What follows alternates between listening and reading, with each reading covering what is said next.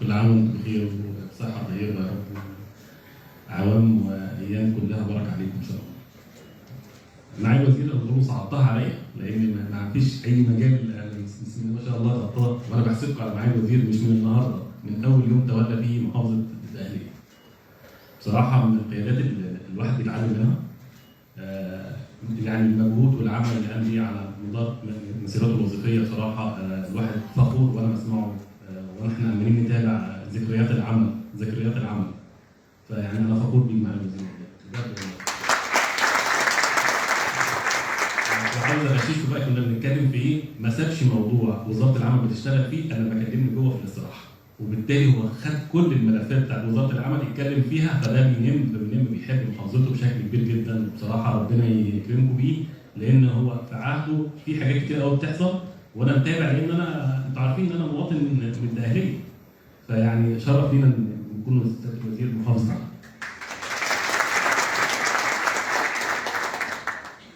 اولا انا بشكر الحضور كلهم، بشكر زمايلي، بشكر النائب، بشكر المستثمرين الموجودين، بشكر العمال اساس التنميه في مصر كلها.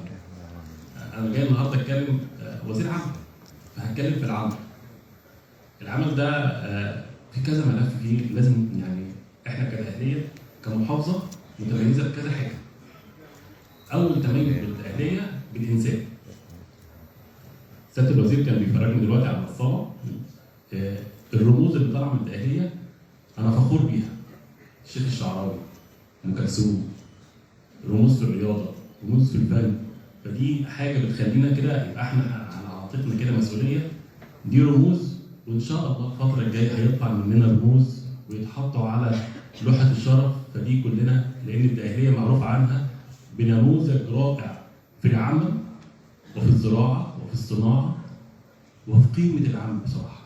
فيعني الدقهليه تستحق مننا كتير جدا، لانها نموذج مشرف لمصر كلها.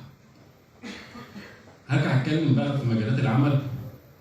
التشغيل اللي هو اساس العمل.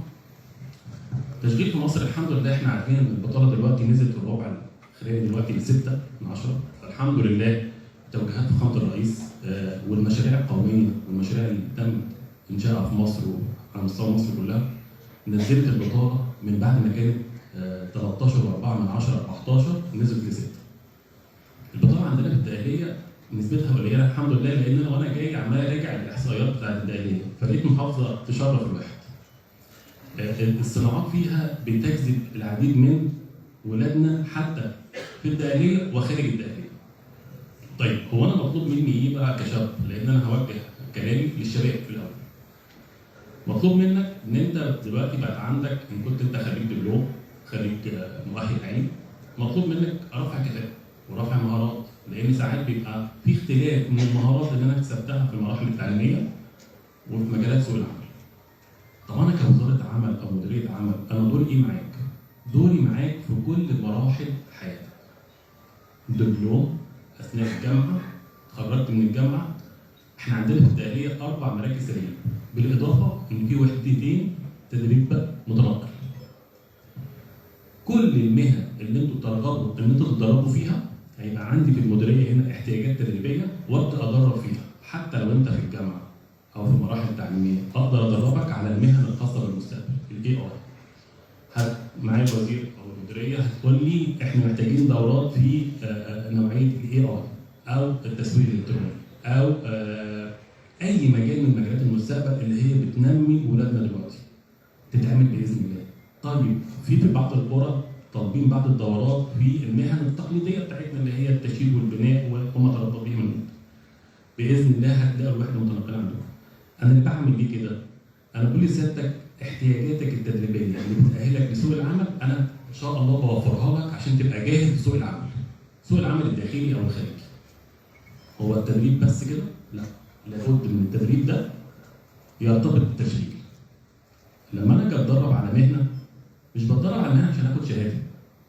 دي مرحله من المراحل، لكن انا بتدرب، انا شايف سوق العمل ومجالات سوق العمل اللي بيتجه لهذا الامر وبتدرب فيه، ودوري ان انا اساعدك.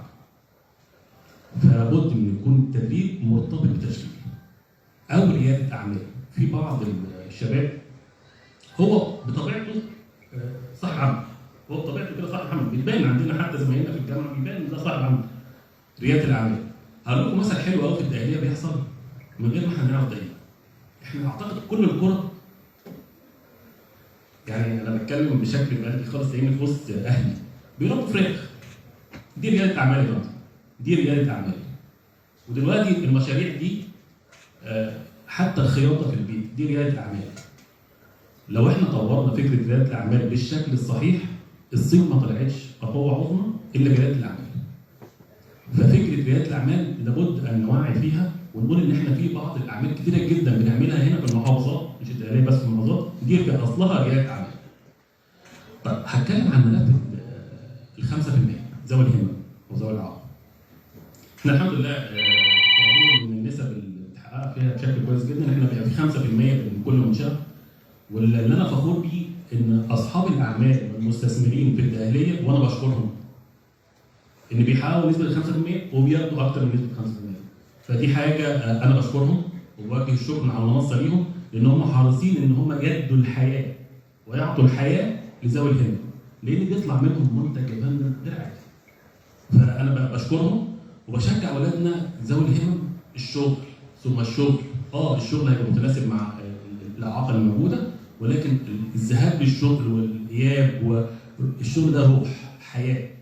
مش الشغل مرتب، لا الشغل فيه روح فيه حياه. فدي انا حريص عليها. بجانب بقى ان احنا كمديريه هنبدا نتابع مع المنشات اللي هي ما استفادتش ال 5% ونحاول نبقى الاستفاء بيها ونبقى شغالين بشكل كبير جدا ان شاء الله. وخلال شهرين باذن الله هنعمل حاجه اسمها منصه عمل، هيبقى باين كل المنشات اللي فيها نقص في ال 5%، واولادنا ال 5% مسجلين، وهبدا نشتغل فيها بشكل مسلسل بحيث ان احنا نبقى شغالين بشكل واضح وبشكل باين جدا. التحول الرقمي اللي احنا شغالين فيه في كل المراحل. احنا عندنا التحول الرقمي، احنا الحمد لله من خلال 15 يوم بالظبط كده عملنا خدمه كعب العمل، انتوا عارفينها. شهاده تلقيح كعب العمل دي رفعناها على مصر الرقميه. كعب العمل ده كان بيكلف الدوله وبيكلف المواطن مبالغ غير عاديه. كان لازم يروح المديريه ولازم يجيب المستندات ويجيب الرقم التاميني ويجيب الشهادات ويروح يقدم في المديريه، والموظف يبدا الموظف موجود وياخد منه المستند. المواطن كان بياخد يجي ساعه بجانب بقى المواصلات رايح جاي. دلوقتي بقت الخدمه دي موجوده على مصر الرقميه بالظبط، انا حسبتها 3 دقائق وبيطلع له كعب العمل من غير ما بيتوجه لاي مديريه، وكعب العمل بقى جاهز. انا شايف ان دي من الخدمات كويسه جدا اللي احنا شغالين فيها، والحمد لله ربنا كلمنا، وبشكر وزير الاتصالات لان في خلال شهر خلصنا. والحاجه الثانيه بقى ان شاء الله قياس مستوى المهاره ومزاوله الحرفه، لان انا عندي هنا في الدقهليه السفر للخارج بشكل نسبه كبيره. اي حد بيسافر للخارج بيبقى عنده حاجه اسمها قياس مستوى المهاره ومزاوله الحرفه. دي باذن الله على شهر 6 هتبقى كلها برضه مصر رقميه، ويبقى الشغل كله مصر رقميه ومفيش تدخل بشري فيها. وانت ككعب عمل انا في الوزاره قاعد على المكتب بتاعي شايف ايه اللي اترفع وشايف ايه المستند، وخرجنا العنصر البشري من داخله وخليناها بشكل شفافيه واضحه جدا والامر واضح جدا. فده كتحول رقمي. هرجع للتشغيل تاني. احنا عندنا فندم يعني حاجه اسمها تشغيل تكاملي. يعني استحاله ان كل محافظه تشغل كل ولادها في محافظتها. يعش تعمل حد ان الله لا يضيع اجر من احسن عمل وقل اعملوا فسيرى الله عملكم ورسوله. ان الذين امنوا وعملوا الصالحات ان لا نضيع اجر من احسن عمل. دي كلها ثوابت ربانيه، معادله الكون. هتتعب، هتلاقي، هتشقى، هتجري. دي خلاصه 63 سنه ولا 64 سنه شغل وعذاب والامم ما بتتحركش غير كده. والله وحياة رب الغالي انا بتكلم كلام شعارات قدريه، وانا لحد وقتنا هذا ما زلت متمسك بهذه المعادله في اي لحظه وفي اي وقت وفي اي مكان، لان هي مصر تستاهل مننا كل ده، وربنا اللي قال لنا كده بس. والدنيا بتتحرك لقدام بينا، لان ربنا خلق البني ادم علشان يعمر الارض، والارض مش هتتعمر الا ايه؟ الا بينا. واذ قال ربك للملائكه اني جاعل في الارض خليفه. يقوم الملائكه يقولوا له ايه؟ انت هتجعل من يفسد فيها ويسفك الدماء واحنا بنسبح لك ونحمد. يقوم ربنا يقول لهم اني اعلم ما لا تعلمون. مش كده؟ ده الخلق. ربنا بيراهن على انه البني ادم والانسان هو اللي هيعمر الارض، واراد انه يحط كل واحد قدام عمله، ويحط كل واحد في اختبار علشان تتعمر الارض. ولو رجعنا من بدايه الخليقه من ايام ادم اللي غلط فين؟ في الجنه هو وحواء. يقوم ربنا سبحانه وتعالى عشان هو الكريم وهو اللي عارف الكتالوج بتاع البشر، راح منحه فرصه ثانيه ونزله تحت. ولما نزل تحت عمر الارض وابتدت الخليقه واحنا عايشين على هذا الوضع. وقدامنا نماذج كتير. انا مش راجل دين، انما انا راجل تجربه. بفسر اللي حصل لي في حياتي وشفت الحلو وشفت الوحش. فعايز اقول انه فعلا العمل هو كل شيء. العمل هو نجاح الامم. العمل هو صمام امان الشعوب. العمل هو اللي هيخلي راسك وكرامتك مرفوعه في السماء فوق. العمل اللي بيقول عليه فخامة الرئيس ها، احنا عايزين ناكل من ايدينا. احنا مش عايزين نلجأ لحد، احنا عايزين نبقى في السماء. لو قعدت اتكلم من هنا للسنه الجايه مش هبطل، لان انا بحب البلد دي وبحب الناس اللي فيها وبحب المصريين، لان المصريين مختلفين. يقولوا بقى تحيز، يقولوا عارفين تزرع، احنا طينه غير الطين. واللي ساندنا ربنا، شئنا او ابو احنا ساندنا ربنا، بس برضه ربنا قال خدوا بالايه؟ بالاسباب. مش عارف اكمل الكلام ولا اقول يسعدني ويشرفني.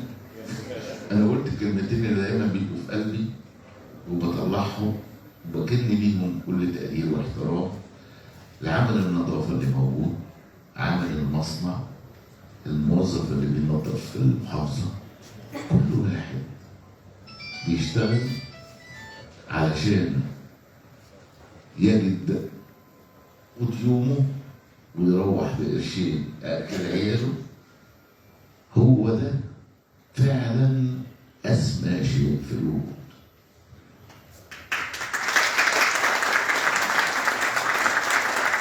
لازم كل واحد يحس فينا مسؤوليته تجاه بيته وعياله وتجاه وطنه، تجاه منطقته، تجاه مساحته، تجاه صاحب العمل اللي مكنه انه يشتغل، اللي ليه واللي عليه.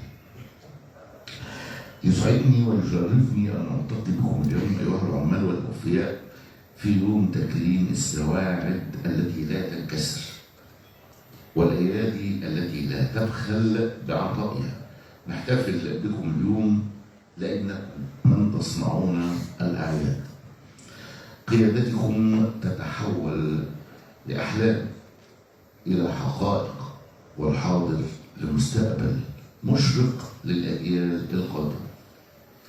لابد أن نذكر أنفسنا ومعشرين جميعا أن الدولة المصرية بقيادة فخامة الرئيس عبد الفتاح السيسي، اللي عمره ما حسسنا إنه رئيس دولة، هو بيحسسنا إنه مسؤول عن الدولة، ومسؤول واعي، ومسؤول مخلص، ومسؤول داخل في تفاصيل التفاصيل علشان يسعى فعلا لتحقيق افضل النتائج للبلد والاهل. لابد ان نذكر انفسنا جميعا ان الدوله المصريه بقياده فخامه الرئيس عبد الفتاح السيسي قد اولت ملف العمل والعمال اولويه قصوى، انطلاق من ايمان راسخ بان التنميه المستدامه لا تتحقق الا بشراكه حقيقيه بين العمال واصحاب الاعمال. ونشير هنا الى جانب من تلك الجهود، امارات بقى على ان احنا بنقول ان احنا يعني ان الدوله بتولي اهميه. عملتوا ايه؟ القانون العمل الجديد اللي بيحدث نقله نوعيه في حمايه حقوق العمال ويوازن بين واجباتهم ومكتسباتهم ويضمن بيئه عمل امنه وصحيه. تحسين الاجور بشكل دوري ومنتظم بما يتناسب مع متطلبات الحياه الكريمه ومعدلات التضخم، وزياده ملحوظه في الحد الادنى للاجور، واقرار حد ادنى للمعاشات لاول مره في تاريخ مصر. 3 توسيع مظله التامينات الاجتماعيه والصحيه لتشمل فئات جديده من العماله غير المنتظمه والعماله اليوميه لتكون شبكه امان حقيقيه تحمي العامل واسرته في مواجهه المخاطر. ضخ استثمارات غير مسبوقه في التدريب المهني والتاهيل التقني بالشراكه مع القطاع الخاص لمواكبه التطور التكنولوجي السريع والتحول الرقمي والصناعي، ايمانا بان العماله الماهره والمدربه هي الاكثر قدره على جذب الاستثمارات ورفع الانتاجيه وتحقيق التنميه المستدامه، باعتبار ان تحسين ظروف العمل ليس طرفا او رفاهيه، بل هو فرض عين على الدول التي تتطلع للتقدم. ابناء الداخليه الكرام، اللي انا واحد منكم وحسن بيه واحد منكم، الكلام طالع من القلب وموجه الى صميم القلوب. محافظتنا بقول ايه؟ هي ايه؟ قبلة الصناعة والزراعة. كونوا على ثقة إن كل مشكلة بتعانوا منها بتواجهوها هي في أجندة أولوياتي، وبسعى جاهدا لحلها بالتنسيق الكامل مع كافة الجهات المعنية ووزارة المعنية وأولهم وزارة العمل. لا يفوتني في هذا المقام أن أتقدم بخالص التقدير والشكر الجزيل لوزارة العمل بقيادة السيد الوزير القدير حسن رداد في التوسع في برامج الحماية الاجتماعية والرعاية الصحية والثقافية للعمال، إلى جانب تعزيز علاقات العمل بين طرفي العملية الإنتاجية. لابد أيضا من إن إحنا نسمي جهود المستشار أحمد الرجائي قيادة لمسؤول عن العمال في الأهلية لوجوده وفريق عمله اللي بيقوموا فعلا بمجهود كبير جدا وداعم، وفي تعاون وثيق من المحافظة وبينه في انه يذلل كل المشاكل اللي بتواجه العمال وخلافه. عايز اقول كل سنة وحضراتكم طيبين بمناسبة ان احنا على مشارف عيد الاضحى المبارك. كل سنة وانتم طيبين، ربنا يعيد عليكم الايام بخير كده يا رب، وعلى مصرنا الحبيبة بكل خير وكل سعادة، وعلى أسركم وكل الدعم وكل التقدير ليكم جميعا، والسلام عليكم ورحمة الله وبركاته. شكرا معالي اللواء طارق مرزوق محافظ الدقهلية. السيدات والسادة الحضور، نجتمع اليوم لنشهد ثمرة هذا التعاون البناء بين وزارة العمل ومحافظة الدقهلية في صورة شباب حصلوا على التدريب والتأهيل وأصبحوا أكثر استعدادا للانطلاق نحو مستقبل أفضل، حاملين معهم الأمل والطموح والثقة في قدراتهم. ما ينفعش ان احنا النهارده في هذه المناسبه الجليله الناس اللي ماتت من اجل العمل وكان من اجل لقمه العيش تسعى لمكن محافظه الدقهليه اساسا موافقه دي احلام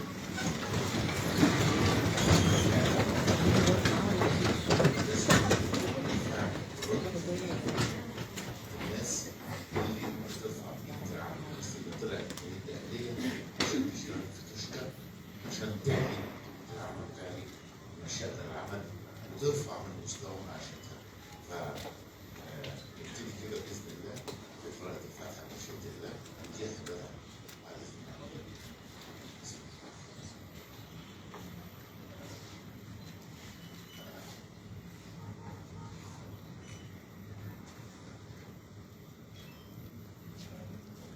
شكرا. اتفضل.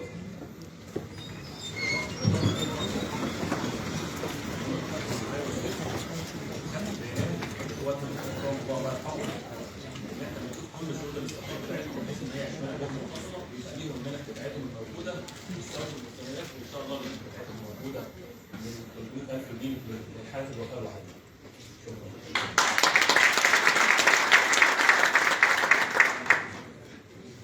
شكرا معالي الوزير حسن رداد وزير العمل. خالص الشكر والتقدير لمعالي اللواء طارق مرزوق محافظ الدقهليه. سيدات والساده الحضور، الان نبدا بتسليم عقود العاملين من ذوي الهمم بشركات القطاع الخاص. والبدايه محمد احمد ابو العباس عبد الجواد، شركه ايكارو لتدوير المخلفات الصلبه.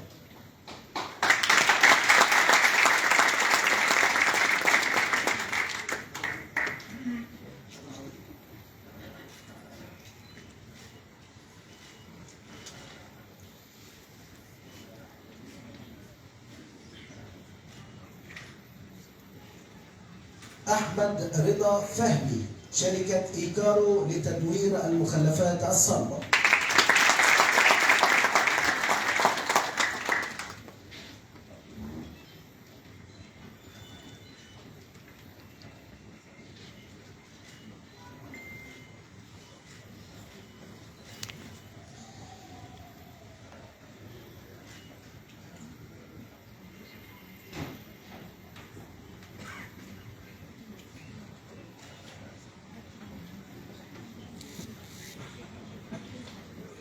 مصطفى بدر مصطفى رزق، شركة المصرية لتدوير المخلفات الصلبة.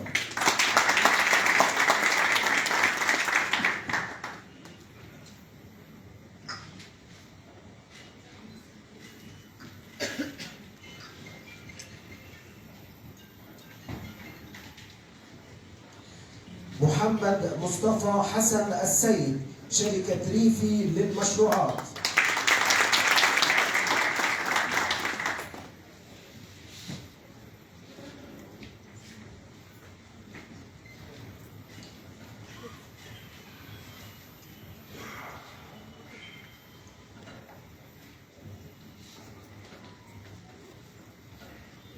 عمرو جمعة بدير إبراهيم، صيدليات التشميع.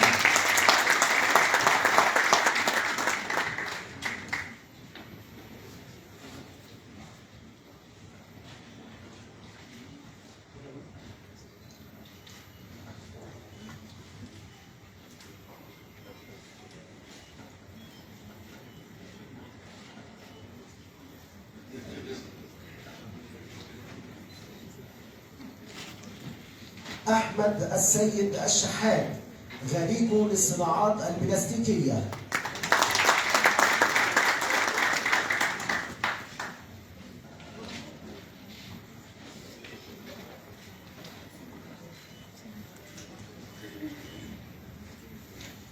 فارس رجب عوض، مجموعة صيدليات الترشوب.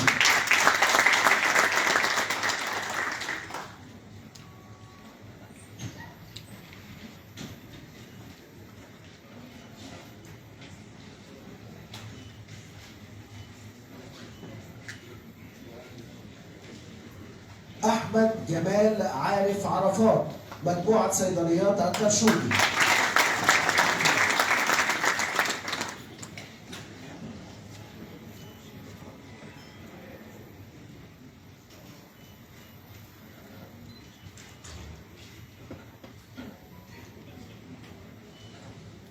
محمد محروس السعيد، الشركة الوطنية للصناعات والتجارة الدولية رافينا. إبراهيم عبد الحميد إبراهيم، شركة الراتنجات للصناعات الكيماوية.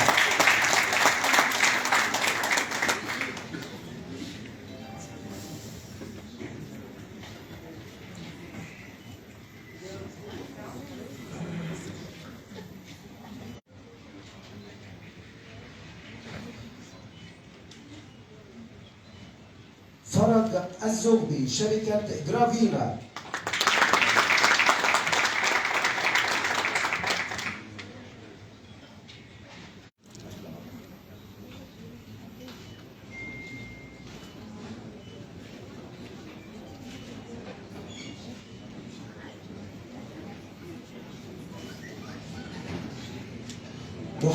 محمد عبد المنعم، شركة بن الشتري.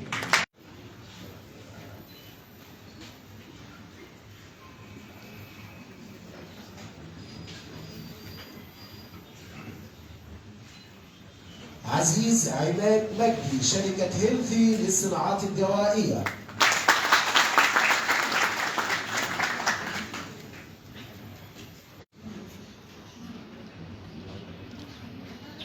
يوسف محمد قناوي، شركة أبو عادل للحلويات.